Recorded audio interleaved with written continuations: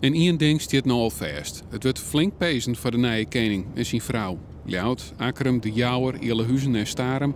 En dat al jaar in 3 uren, want om 12 uur moet de koning in zijn gevolg in Starum op een schip om de oerstek naar Noord-Holland te maken.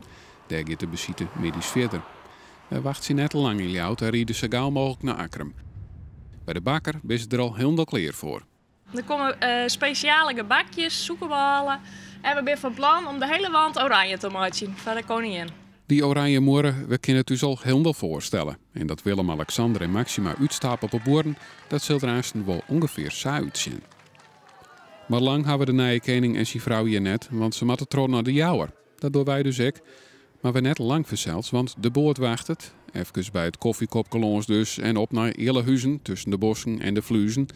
Op basis kwallen uw nieuwe geer zullen de komst van de koning al helemaal zitten. Super dat ze komen. Ja, je wanneer toch dat we niet een keer onverwachts. Daar heb ik wel zin in. En ja, dan heb ik het wel zien in het echt. Leven de koning en koningin! Hoera! Hoera! Hoera! En na deze hartelijke wensen kunnen we echt net langer blijven, want van Illehuizen naar Starum is ik nog wel even rijden. Wij bezieken het binnen terug en hopen maar dat er geen radarcontrole staan. Bouke-Jan Smit en Marian Veenstra van de Oranje Vereniging zitten in Starum in het ontvangstcomité. Kijk, wat moois van mooitje. Nou, we gaan het mooi pikken. Het is een mooie promotie voor Staven. En het valt dus ook een beetje goed mat. Het komt allemaal heel snel in één keer. Het is dat Jimmy's bel, nou wisten we nog van niks. Een paar versjes, een paar spultjes, het kind al je krijgt, maar dan moeten we echt rond aan de boord.